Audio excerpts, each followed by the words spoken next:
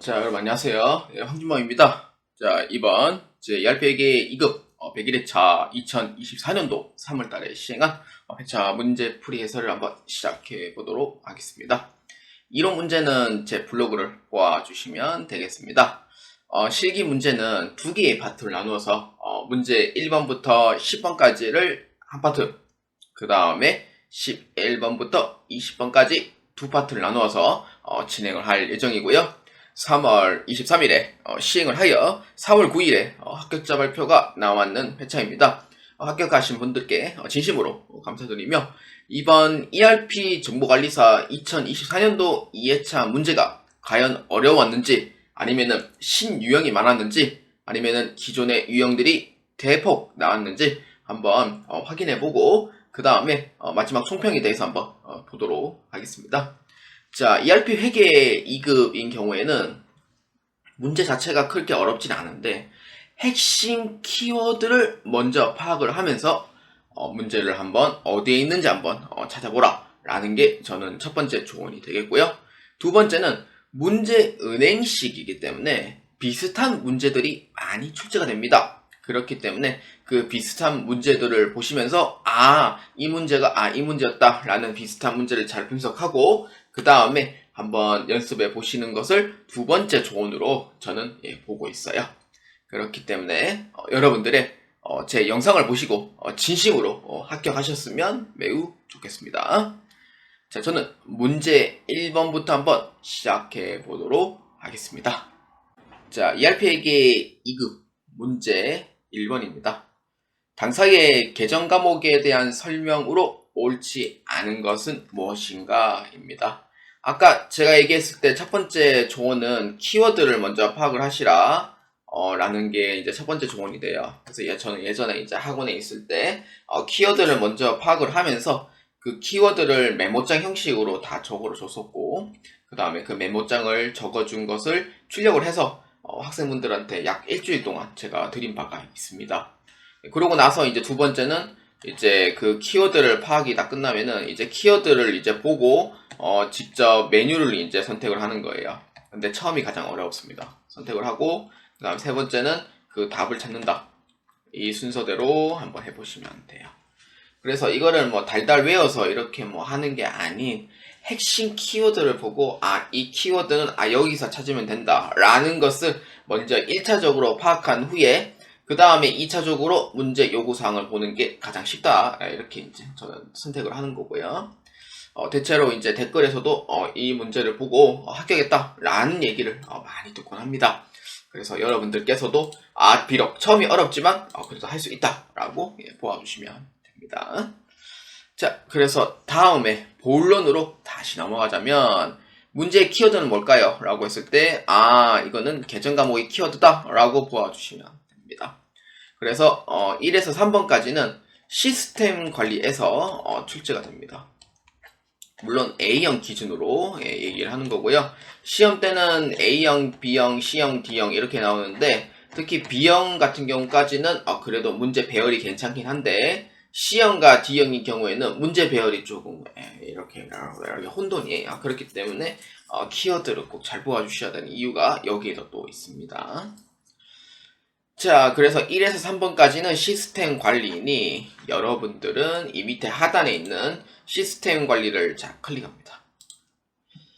자, 시스템 관리를 클릭을 했다라고 하면은 ERP 인사인 경우에는 기초정보관리만 체크를 하면 돼요. 그런데 회계인 경우에는 이 4개의 메뉴판을 다 여는데, 문제는 이 제일 밑에 거 2개는 할 필요는 없고 회사 등록 정보와 기초정보관리만 일단 펴놓고 그 다음에 해당하는 키워드를 보아주시면 돼요. 자, 어떤 걸 것 같나요? 네, 맞습니다. 자, 뭘까요? 그렇죠. 계정 과목이니까 계정 과목 등록에 클릭해 주시면 되겠습니다. 자, 계정 과목 등록에 클릭을 했고요. 자, 1번부터 한번 봅시다. 자, 201 토지 계정은 비삼각 계정 과목이다. 그렇죠. 201번에 대한 부분은 여러분들께서 201번 유형자산을 이렇게 번호가 따라가면 돼요. 그래서 번호 따라서 클릭을 해주시면 됩니다. 그래서 201번으로 보아주시면 되고, 이때 이 토지는 계정 건물 봤을 때 비상각으로 되어 있다라는 부분을 확인할 수가 있습니다. 그래서 1번에 대한 부분은 맞다라고 봐주시면 됩니다. 자, 그 다음에 2번 한번 봅시다. 자, 닫고요.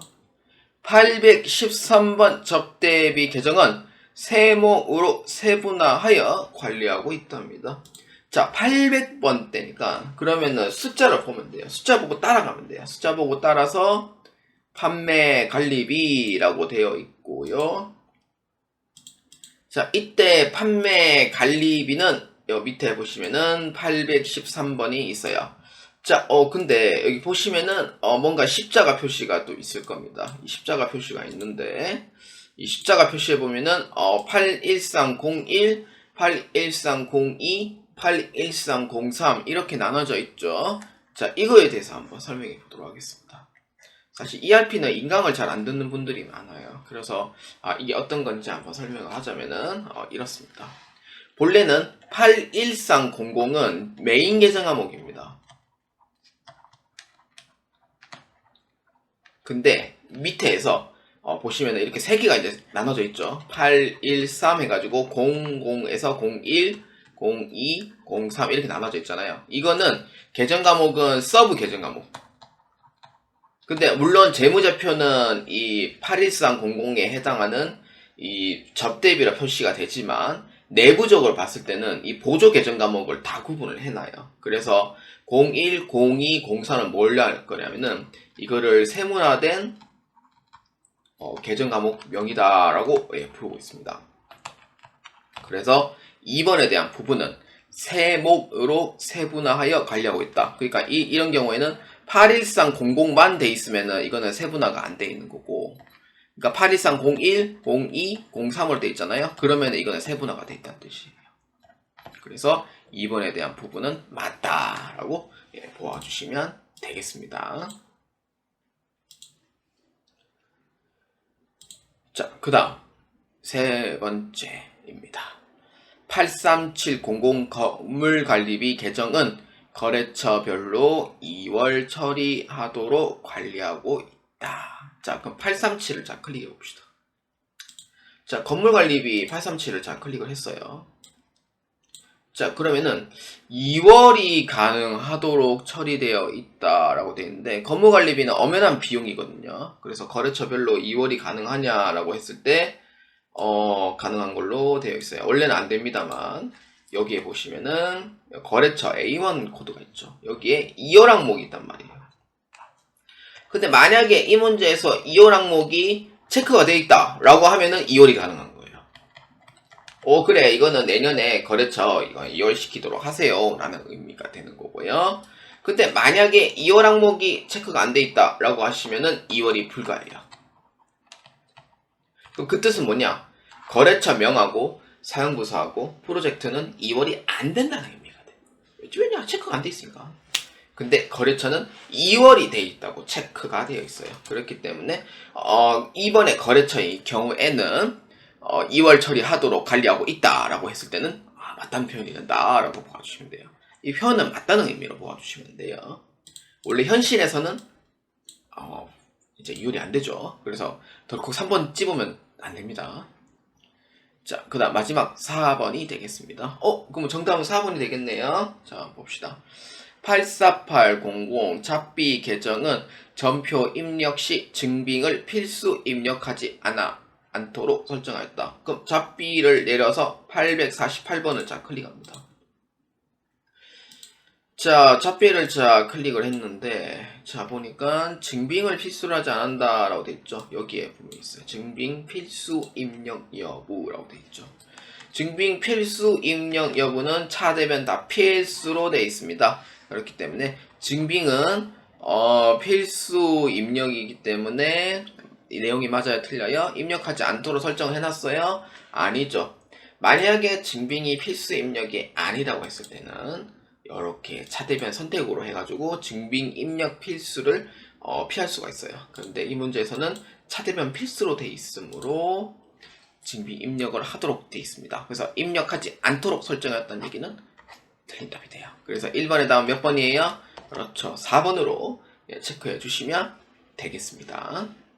그 다음에 ERP회계 2급 문제 2번입니다. 당사의 사원 등록에 대한 설명으로 옳지 않은 것을 고르시오입니다. 자, 이 문제의 키워드는 어딜까요? 그렇죠. 맞아요. 사원 등록이 이게 키워드가 돼요. 이게 겉으로 보이는 키워드가 있고요. 약간 숨어서 나오는 키워드가 있긴 한데, 오늘의 경우에는 이게 이제 겉으로 나오는 키워드 1번과 2번에서 이렇게 이제 키워드를 찾으면 되고요. 사원 등록이에요. 그러면 어디서 보면 돼요? 그렇죠. 사원 등록에 똑같은 이름이 존재를 합니다. 그래서 회사 등록 정보에 해당하는 사원 등록을 클릭합니다. 1번 한 번 입력된 사원 코드는 변경할 수 없다라고 되어 있죠. 일단은 이 문제를 하기 전에 부서를 먼저 설정을 해 놓고요. 부서는 1001번 재경부부터 해서 제일 끝에 4001번 총무부까지 해서 검색을 합니다. 자, 한번 봅시다. 한 번 입력된 사원 코드는 변경할 수 없다라고 되어 있으니, 자, 여러분들이 여기 한번 클릭을 해봐요. 자, 변경이 돼요, 안 돼요? 한번 입력을 해놨는데. 그렇죠. 저 열심히 지금 광클하고 있죠. 예, 광클해도 지금 안 바뀌는 상황이다. 여러분들이 직접 한번 해보셔야 돼요. 그래서 변경할 수 없다라는 게 맞다라고 봐주시면 됩니다. 그 다음에 2번. 퇴사일은 시스템 관리자만 입력할 수 있다. 여러분들이 입사일은 이렇게 입력이 돼요. 입력이 되죠. 자, 입력이 되죠. 입사일은. 자, 제가 입사일을 보여드렸죠. 자, 여기 이제 퇴사일에 자 클릭을 해서 광클 한번 해볼게요. 자, 돼요. 안 돼요. 퇴사일은 입력이 안 되죠. 근데 퇴사일에 제가 클릭을 했는데 이게 사용자 여부가 이제 뜨거든요. 그러니까 다른 게 뜬단 말이에요. 그래서 이게 튕가버려요. 퇴사일을. 그래서 퇴사일은 시스템 관리자만 입력할 수 있다는 게 맞는 셈이 돼요. 그러니까 이렇게 생각하면 돼요. 클릭을 했는데 입력이 된다 라고 하면은 이거는 가능한 거고, 클릭을 했는데 입력이 안 된다 그러면은 이거는 시스템 관리자라고 생각하시면 돼요. 어렵지 않죠? 자, 이렇게 봐주시면 되고, 그 다음에 3번 ERP13A02 김운찬 사원은 회계 입력 방식이 수정 권한이므로 대차 차익 전표 입력 시 자동 승인된다. 자, 김운찬에 대한 회계 입력 방식은 수정으로 되어 있습니다. 이렇게 되어 있죠. 자, 이거면 이 뜻은 뭐냐? 자, 이거를 얘기하자면 이렇게 돼요. 이걸 아셔야 돼요. 수정, 승인, 미결 이렇게. 수정인 경우에는요, 수정은 권한이 제일 높은 사람이에요. 그래서 입력을 하는 순간 승인이 되고, 승인 난 상태에서 수정은 가능해요. 근데 승인인 경우에는 입력을 했을 때 승인은 되는데 승인 난 상태에서는 수정이 안 돼요. 이게 좀 있고요. 그러니까 승인은 되는데 내가 그 전표 승인 난 상태에서는 수정이 안 되는 거고, 미결은 권한쯤에 입력은 되는데 승인이 안 돼요. 당연히 수정도 안 되죠. 그래서 이 차이의 의미를 두시면 되겠고요. 자, 그러면은 3번에 대한 얘기는 맞냐 틀리냐 했을 때 사실상 이 내용의 겉으로 봤을 때는 맞는 것처럼 보여요. 근데 대차 차익 전표 입력이라고 돼 있잖아요. 대차 차익. 그러니까 차변에 있는 금액이 500이라고 치고 대변에 있는 금액이 400이라고 치면은 이거 쳐보시면 아시겠지만 이거는 그 승인이 안 나요.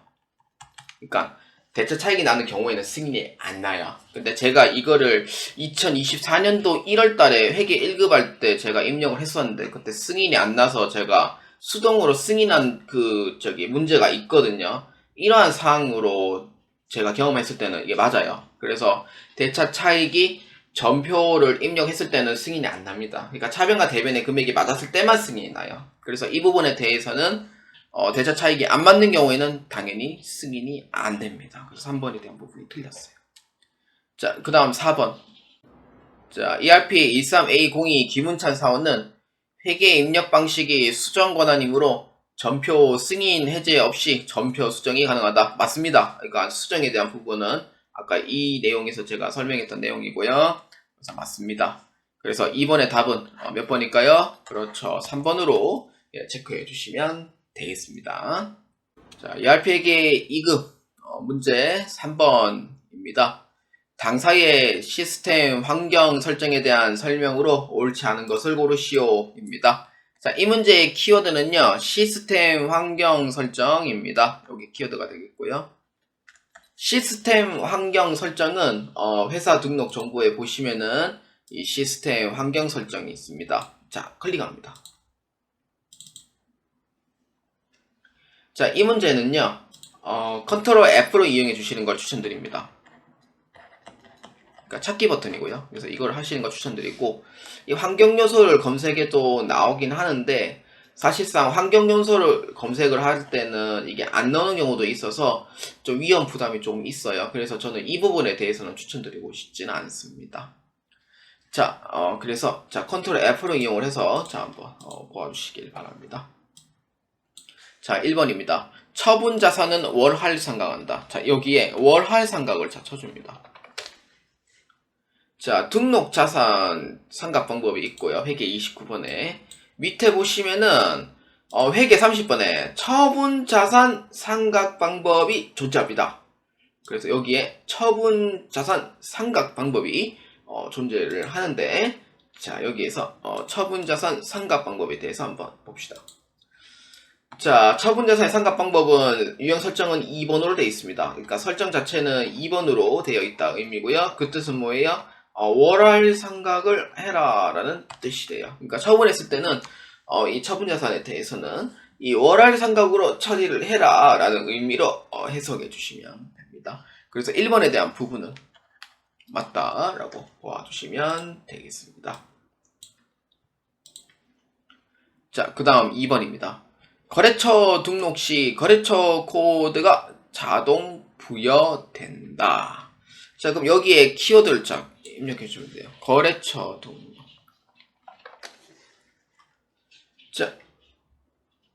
자, 그러면은 거래처 등록에 프로젝트 부서 사원 지금이 뭐 수금 이렇게 나와 있고요. 그 다음에 여기 거래처 등록 보조하면 이렇게 두 가지가 나오는데, 내가 원하는 부분에 내용이 없고요. 그래서 이 부분에 대해서는 거래처 등록이라기보다는 거래처 코드라고 치면은 거래처 코드 자동 부여라는 회계 25번 란에 있습니다. 자, 여기에 보시면은 설정은 몇 번으로 돼 있어요? 거래처 코드 자동 부여 0번으로 돼 있죠. 그 뜻은 뭐예요? 사용 안 한다는 뜻이 돼요. 그래서 2번의 경우에는 자동 부여된다라는 의미가 맞아요, 틀려요? 아니라는 의미가 되죠. 그래서 이거 잘못 넣었어요. 아니에요. 그래서 2번에 대한 부분은 아니다 라고 보아주시면 됩니다. 자, 그 다음에 계속해서 3번 한번 봅시다. 전표의 관리 항목인 사용부서별로 예산을 통지한다. 여기에 이제 칠 때 예산 통지라고 이렇게 쳐주면 돼요. 자, 여기에 예산 통제 부분이 있죠. 예산 통제를 쳤더니 예산 통제 부분이 나와요. 자, 이 부분이 해당하는 부분이고요. 자, 설정은 뭘로 돼 있어요? 1번으로 돼 있죠. 그럼 1번이 있다는 뜻은 뭐예요? 사용부서로 설정이 되어 있다라고 보아주시면 돼요. 그래서 3번에 대한 부분은 맞아요. 자, 그 다음에 4번입니다. 전표를 출력할 때 3번 양식을 기본 양식으로 사용한다라고 되어 있습니다. 자, 보시면은 컨트롤 F로 누르고 기본 양식이라고 쳐주면 됩니다. 자, 기본 양식이라고 치면은 전표 출력 기본 양식이 있고요. 전표 출력 기본 양식은 3번으로 되어 있어요. 그 뜻은 뭐예요? 3번으로 설정이 되어 있다라는 의미가 되는 거죠. 그래서 4번에 대한 부분은 맞습니다. 그래서 3번이 틀린다 몇 번이에요? 2번이 틀렸다 라고 봐주시면 돼요. 거래처의 자동 코드 부여는 설정이 되어 있지는 않기 때문에 그 답이 이제 틀린 거다 라고 보아주시면 됩니다. 자, 문제 4번부터 14번까지는요 회계관리 쪽으로 해서 보아주시길 바랍니다. 회계관리는 부가가치세 관리에는 나오지는 않습니다. 자, 그렇기 때문에 여러분들은 요 하단에 있는 회계관리를 자 클릭합니다. 자, 여기서 아까 얘기했듯이 부가가치세 관리는 제외하고 나머지 부분이 문제에서 출제가 됩니다. 자, 이 부분부터는 집중해서 꼭 보셔야 됩니다. 자, ERP 회계 2급 문제 4번입니다. 주식회사 큐브는 외상및 출금에 대하여 선출법 기준으로 채권을 관리하고 있습니다.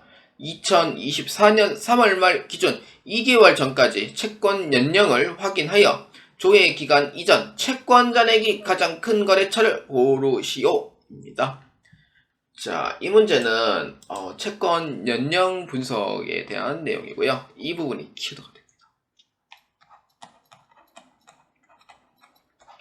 원래 채권 연령 분석은 시험 문제 이전 회차에서도 많이 출제된 바가 있고요. 그래서 기간만 좀 다를 뿐이에요. 채권 연령 분석은 대부분 6개월이나 7개월로 해가지고 출제된 바가 있고요. 이번 기간은 2개월 전까지를 의미를 하고 있습니다. 자, 그러면은 채권 연령 분석이 어디 있는지 그걸 알아야 되잖아요. 채권 연령 분석은요, 장부조회에 해당하는 일종이에요. 그렇기 때문에 전표 장부관리를 좌클릭합니다. 자, 전표 장부관리를 좌클릭하고 채권 연령 분석을 좌클릭합니다. 자, 봅시다. 자, 채권 연령 분석에 이제 조회를 이렇게 할 건데, 자, 문제에 적혀진 대로 하시면 돼요. 채권 잔액 일자는 기준을 보아주시면 됩니다. 이때 기준은 2024년도 3월 말이고요. 전 개월수는 몇 개월이냐면은 2개월 전까지니까 2로 잡아줘야 돼요. 3 아닙니다. 2입니다. 2고요. 계정 과목은 선출법 기준에 해당하는 계정 과목 외상매출금입니다. 자, 이렇게 해주시면 돼요. 자, 그러면은 2개월이 지나까지도 돈을 아직도 못 받은 부분이 있을 거예요. 그러면은 뭘 볼 거냐? 그러니까 2개월 전까지라고 했으니까 그 2개월 전에서 해당해서 2개월 이후 그 전에 해당하겠죠. 그래서 3월과 2월은 한 달, 두 달이기 때문에 이거는 해당 사항이 없단 말이에요. 2개월 넘는 기간을 의미하는 거. 항상 볼 때 조회 기간 이전으로 해서 보셔야 됩니다. 채권 연령 분석은. 문제에 나오는 건 2개월 전까지니까 2개월 전까지라고 하면은 3월달, 2월달 건 해당 사항이 없어요. 그래서 조회 기간 이전. 2개월 전, 그러니까 2개월 전이라고 하면은 2개월까지는 해당 사항이 없다는 거예요. 자, 그래서 2개월 전이라고 보아주시면 되고. 자, 그렇기 때문에 이 문제에서 채권 잔액이 가장 큰 거래처는 어디예요? 그렇죠. 여기죠. 중환실업이 됩니다. 맞죠. 다시 할게요. 자, 그렇기 때문에 정답은 몇 번이에요? 3억 2,551만 9,700원에 해당하는 주한실업이 가장 크다니까 정답은 1번으로 체크해 주시면 되겠습니다. 자, ERP에게 2급 문제 5번입니다. 주식회사 큐브는 외상매출금 계정을 프로젝트별로 관리하고 있습니다. 2024년 1분기 외상매출금이 가장 많이 증가한 프로젝트는 어디인가? 입니다. 자, 이 문제의 키워드는요, 분기랑 프로젝트가 키워드가 됩니다. 여기 키워드가 돼요. 자, 이 문제는 약간 좀 이해를 좀 해야 되는데, 많이 틀리는 문제 중 하나예요, 사실. 왜냐면은, 프로젝트별로 관리하고 있다니까, 어디서 관리하는지도 도저히 모르고, 그래서 이걸 어떻게 처리를 해야 되냐라는 의미 자체를, 문제를 이해를 못하는 경우가 정말 많아요. 그렇다 보니까, 자, 한 번씩 이제 설명해 보도록 할게요. 자, 이 문제는 분기, 반기, 월별이라는 이 키워드가 나오면은, 어디를 볼 거냐면은, 이거는 결산 재무제표 쪽으로 보아주셔야 돼요. 자, 결산 재무제표 중에서 지금 외상매출금이라고 되어 있잖아요. 외상매출금에서 봤을 때 계정 과목 몇만 보면은 총계정 원장인 거는 맞는데 프로젝트를 이제 또 같이 또 물어본단 말이에요. 그래서 총계정 원장에서는 조회를 하라면은 뭐 할 수는 있지만 근데 저는 저 같은 경우에는 가장 이제 정확한 키워드를 얘기를 해주는 게 저한테는 맞다고 생각해요. 그렇기 때문에 어떤 거를 이제 볼 거냐라고 했을 때 외상매출금에서 많이 발생한 거기 때문에 자, 그럼 총계정 원장에서는 뭐 아니다 이렇게 또 이제 보여주시면 되고 이거는 검색해 보시면 알 거예요. 그러면은 분기, 반기, 월별은 결산 재무제표인데 아까 얘기했듯이 외상매출금이란 말이에요. 근데 이 외상매출금을 봤을 때 결산 재무제표에서 또 보려니 제가 얘기를 한 거는 관리 항목별 손익계산서를 제가 뜻하는 거예요. 그러니까 분기, 반기, 월별인 경우에는 기간별 손익계산서가 있고요. 그 다음에 관리 항목별 손익계산서가 있어요. 근데 외상매출금은 손익이 아니거든요. 이거는 재무상태표에 해당하는 계정 과목이에요. 그래서 결산 재무제표 관리에서 또 보자니 이게 또 아닌 거예요. 수입 비용이 아니니까. 자, 그래서 이 부분에 대한 부분은 어디서 볼 거냐? 분기, 반기, 월별에 대해서는 봤을 때 기간별 손익계산서로 볼 수 있는 확률이 있지만 사실상 그건 아니고 프로젝트만 이렇게 보자면은 어떤 거냐면은 이거는 관리 항목에 대한 뜻이에요. 그러니까 이거는 직접적인 키워드가 아닌 숨은 키워드를 의미를 하는 거죠. 그렇기 때문에 정리하자면은 또 이렇게 됩니다. 자, 첫 번째 분기, 반기, 월별인 경우에는 기간별 손익계산서로 보아주시라. 근데 기간별 손익계산서는 아니다. 근데 두 번째 키워드는 프로젝트인데 이거를 같이 보자니 이걸 같이 보면은 이거는 관리 항목별 손익계산서예요. 그러면 이걸 조회하면은 프로젝트 조회하면 나와요. 근데 문제는 뭐예요? 비용과 수익에 대한 부분이에요? 아니죠. 뭐죠? 외상매출금에 대한 부분이죠. 외상매출금은 재무상태표에 해당하는 계정 과목이에요. 자, 그렇기 때문에 관리 항목별 손익계산서를 조회하자니 이 부분에 대해서도 아니다. 왜? 외상매출금은 재무상태표 계정 과목이기 때문에. 그래서 이 부분에 대해서도 두 개 다 틀려요. 그렇다고 세 번째를 총계정 원장에서 검색을 한다? 총계정 원장은 금액만 나오거든요. 금액만 반영이 되거든요. 그래서 프로젝트인지 아닌지는 이 중에서 섞어야 돼. 이 중에서 이제 찾아야 되는데 그것도 못 찾아요. 그래서 이건 아니라는 거죠. 그래서 마지막 네 번째는 뭐냐? 분기인 건 맞지만 이 프로젝트만 봤을 때 어떤 거냐면은 그거죠. 관리 항목을 뜻해요. 프로젝트만 봤을 때는 니콜 관리 항목입니다. 그렇기 때문에 이 문제에서는 어떤 걸 찾냐? 관리 항목 원장이라고 있습니다. 그렇기 때문에 이 문제에서는 결국 어디로 볼 거냐? 관리 항목 원장을 보셔야 됩니다. 자, 그렇기 때문에 자, 이 문제에서는 관리 항목이라는 이 프로젝트가 니콜 관리 항목이었다라고 이제 봐주시면 되고요. 자, 이미 나와 있죠. 또 관리하고 있다라는 얘기도 있고요. 자, 그렇기 때문에 밑에 보시면은 관리 항목 원장이라고 있습니다. 자, 클릭합니다.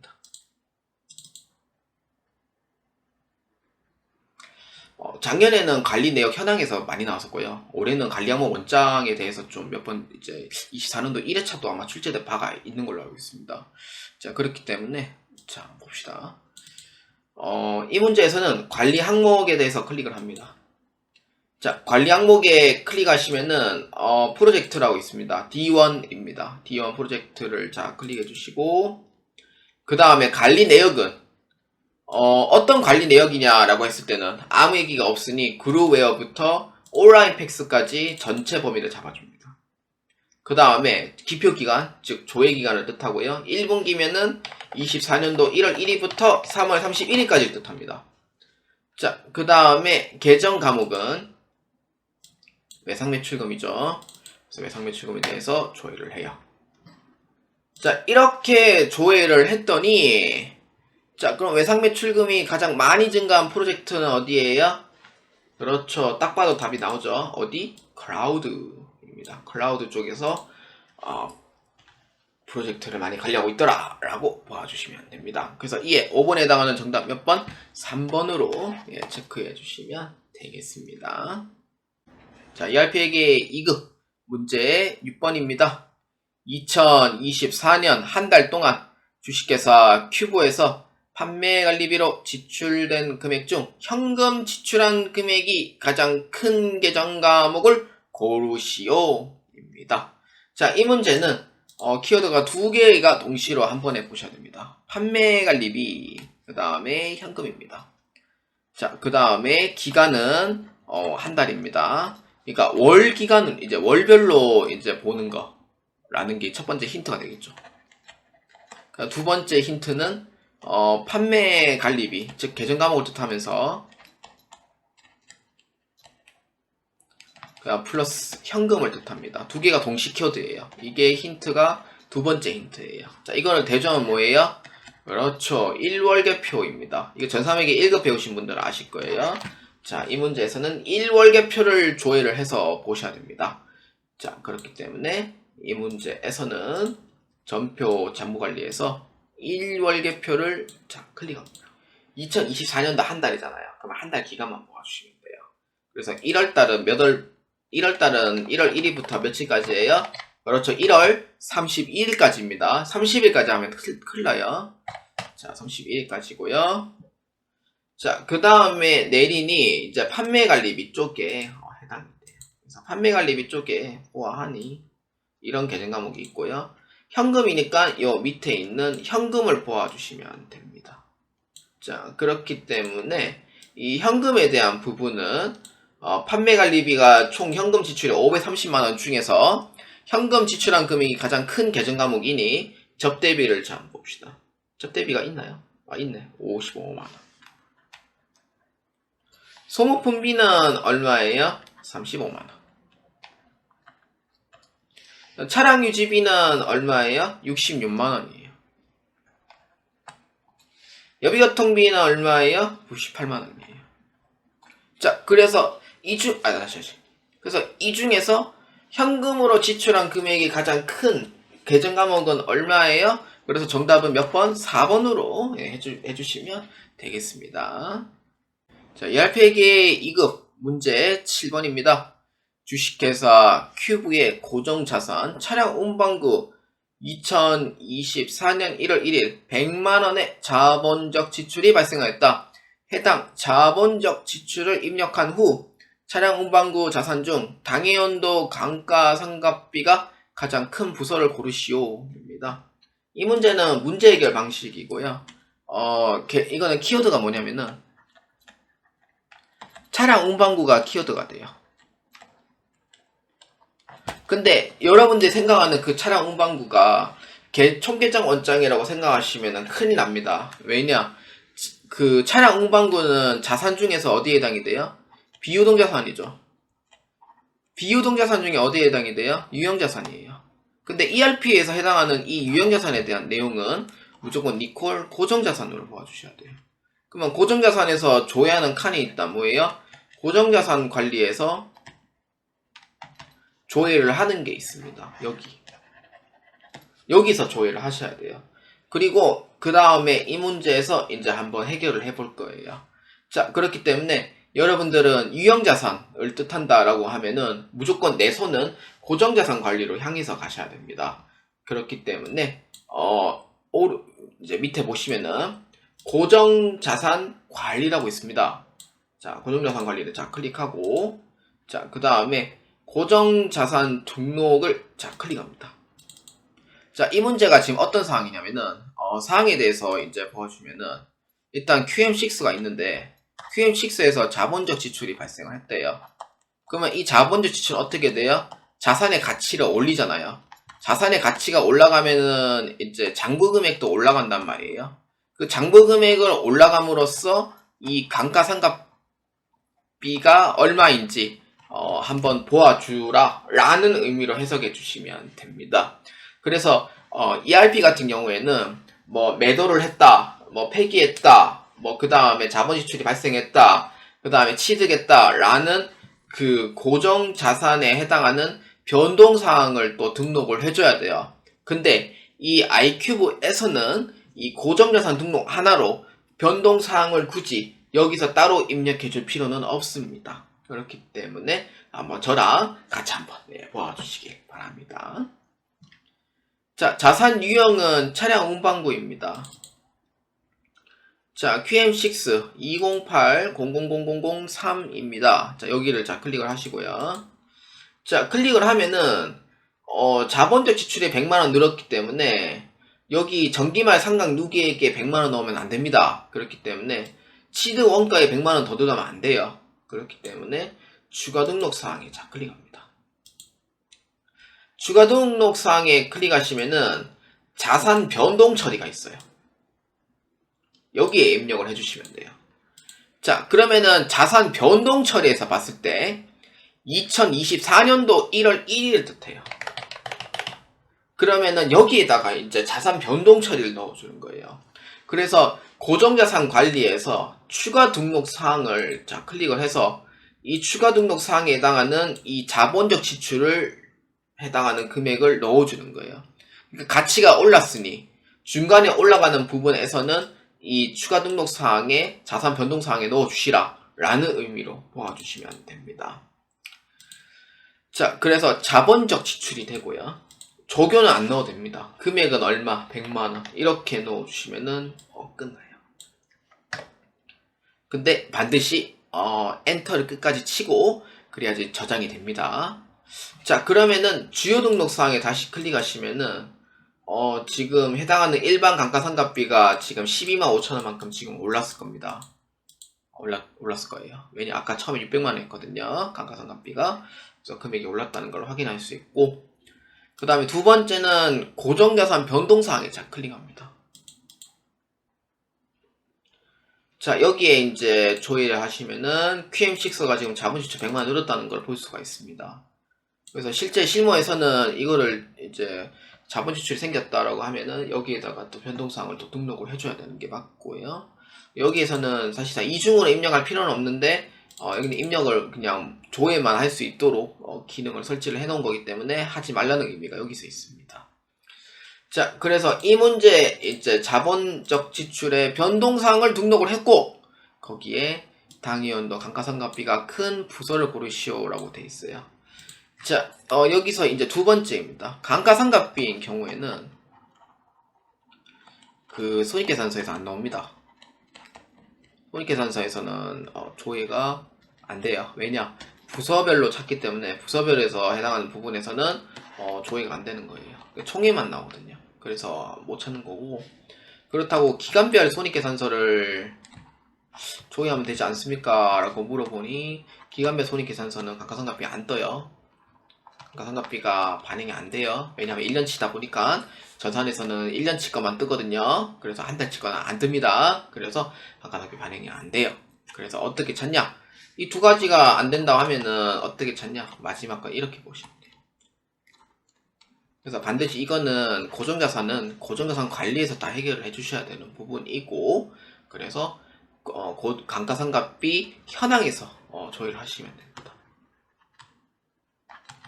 자, 이렇게 조회를 해주시면 됩니다. 자, 그래서 이 문제에서는 고정자산 변동 현황 위에 주에 감가상각비 현황을 자 클릭합니다. 자, 감가상각비 현황을 클릭하니 경비 구분은 전체를 해주시면 됩니다. 자, 그래서 기간은 2024년 1월 1일부터 12월 말까지고요. 변동 구분은 전체로 해주시면 되고, 이거는 총괄의 의미고요. 예, 부서별로 자 다시 클릭을 합니다. 자, 그럼 부서별로만 아까 본다고 했으니 부서별은 재경부부터 끝까지 전체 조회를 하면 되고요. 24년도 1월 1일부터 12월 말까지 이렇게 하면 돼요. 자, 그랬더니 차량 운반구가 딱 하나만 나올 겁니다. 만약 여러 개 나온다 하면 여러 개가 뜰 거고, 지금은 차량 운반구 하나밖에 안 뜨거든요. 그래서 여기로 이제 아까 자본적 지출을 제가 등록을 했고, 등록한 후에 값이 정확히 맞아 들어가야 돼요. 만약에 이 자본 지출이 들어가지 않았다고 하면은 금액이 다르게 나옵니다. 그렇기 때문에 이 문제에서는 생산부 금액이 가장 크다는 걸 알 수 있습니다. 자, 그래서 정답은 몇 번? 생산부가 정답이 돼요. 그래서 7번의 답은 3번으로 체크해 주시면 되겠습니다. 자, ERP회계 2급 문제 8번입니다. 주식회사 Q부는 프로젝트로 손익계산서를 산출한다. 2024년 3분기 중 사무용품비가 가장 많이 발생한 프로젝트를 고르시오입니다. 아까 5번 문제랑 좀 유사하긴 한데 이거는 좀 다른 이유가 아까 얘기했듯이 5번 문제인 경우에는 그 프로젝트라고 했었죠. 프로젝트라고 했었고 근데 찾는 거는 외상매출금이기 때문에 기간별 손익계산서에는 못 본, 관리 항목별 손익계산서에서는 못 본다고 했었죠. 왜냐면은 외상매출금은 자산이기 때문에 관리 항목 원장에서 조회를 할 수밖에 없는 상황이었고요. 8번 문제인 경우에는 똑같은 프로젝트이긴 하지만 계정 과목이 사무용품비예요. 사무용품비는 비용입니다. 그렇기 때문에 이 부분에 대해서는 그 관리 항목별 손익계산서에서 조회가 가능해요. 조회를 가능하고 그 다음에 관리 항목 원장에서도 조회를 할 수가 있어요. 그러니까 비용인 경우에는 이 두 가지 중에 선택을 하시면 되고 여러분들이 이제 맞게 이제 조회를 하시면 돼요. 그래서 저는 이 위에 거 관리 항목별 손익계산서 조회를 하는 걸로 자 한번 보겠습니다. 자, 관리 항목별 손익계산서는 결산 재무제표 관리를 클릭합니다. 자, 결산 재무제표 관리를 클릭하면은 자, 여기에 사무용품비가 가장 많이 발생한 프로젝트 관리 항목별 손익계산서를 클릭합니다. 자, 아까 얘기했듯이 관리 항목 원장에서도 봐도 돼요. 자, 그렇기 때문에 위에 상단에 보시면은 회계 단위별, 부문별, 부서별, PJT별, PJT 분류별이라고 되어 있잖아요. 프로젝트이기 때문에 여기서 조회를 하셔야 돼요. PJT별. 그러니까 아무 때나 갖고 조회를 하시면 안 돼요. 자, 그래서 PJT별이고 프로젝트 분류는 따로 없고요. 그래서 PJT는 전부 다 조회를 해줍니다. 자, 기간은 7에서 9월.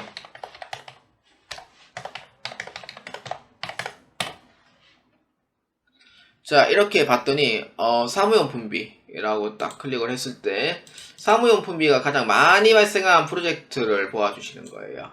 자, 보니까 그루웨어는 72만원, RPA 54만원, 클라우드 30만원, 그 다음에 지금 제가 잘렸는데 여기 온라인 팩스라고 있습니다. 자, 온라인 팩스는 69만원. 자, 어느 금액이 가장 커요?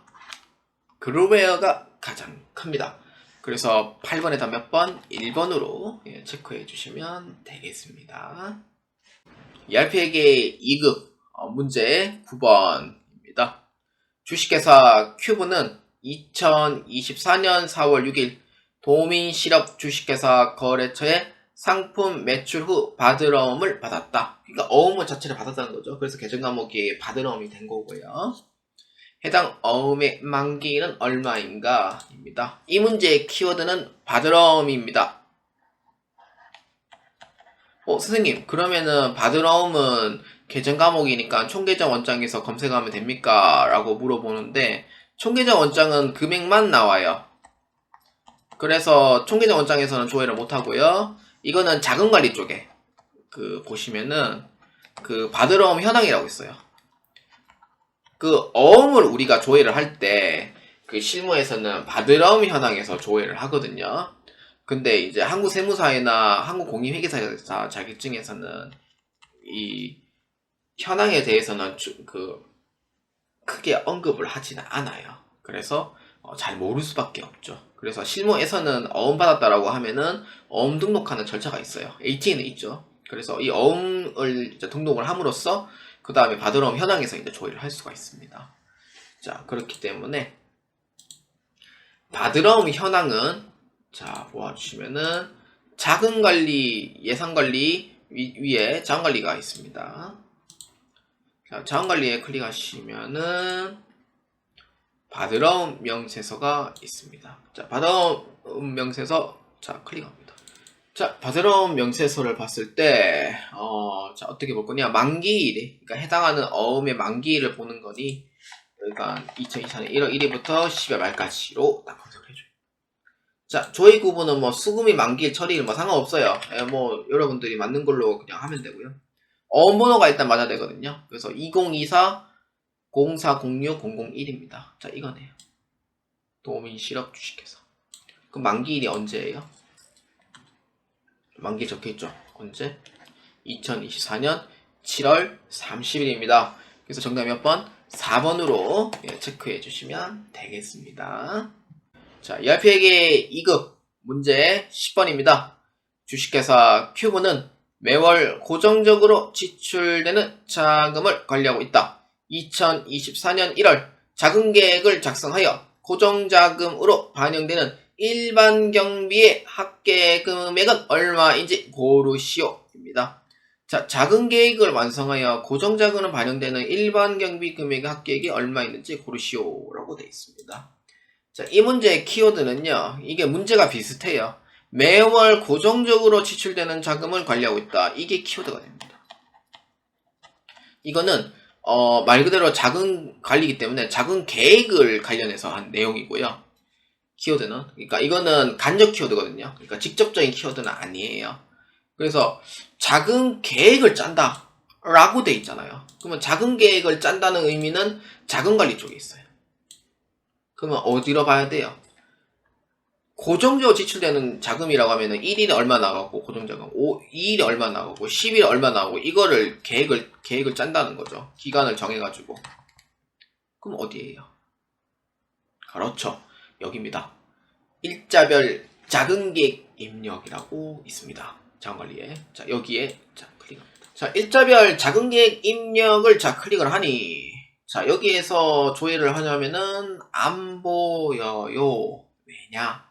여기에서는 자금계획을 내가 입력을 하는 거지, 그거를 조회를 하는 칸은 아니기 때문에 그런 거고요. 그래서 항상 내 손은 이 고정적으로 지출된 자금을 관리하고 있다라고 했을 때는 일자별 자금계획을 입력한 후에 여기 고정자금을 클릭합니다. 자, 고정자금 등록으로 되어 있는데 이때 이 고정자금에 해당하는 부분에서 우리가 찾고자 하는 부분은 뭐냐면은 2310 일반 경비를 뜻합니다. 자, 그 합계 금액은 얼마인지 고르시오라고 되어 있어요. 자, 이거는 볼 때 주의사항이 뭐냐? 그래, 뭐 일반 경비인 건 알겠어요. 근데 알겠는데 문제는 뭐예요? 기간을 봐야 돼요. 기간. 이 기간을 봤을 때 만료되는 기간이 있어요. 그 만료되는 기간을 빼야 된다는 거죠. 근데 만료가 안 된 기간은 포함시키면 되고. 자, 보니 사무실 전화요금은 4월 10일에 끝났다. 근데 1월 자금 계획을 작성을 하라고 돼 있으니 1월 계획 자금을 2024년 1월 달로 원래 해야 되거든요. 근데 이거를 다시 이제 2024년 1월 달로 가정을 해봅시다. 1월 달이라 보고. 자, 그러면은 여기서 끝나는 게 하나가 있어요. 이거죠. 사무실 일반 용역비 보완. 이거 끝났죠. 이거 고정 지출 끝났죠. 이거는. 그러면은 나머지 뭐예요? 20만원, 50만원, 10만원. 이거는 24년도 1월 기준으로 현재 지금 지출이 되고 있는 내용이 되는 거죠. 자, 그러면은 몇 번이에요? 정답? 합치면 얼마예요? 80만원이죠. 그래서 정답 몇 번? 1번으로 체크해 주시면 되겠습니다.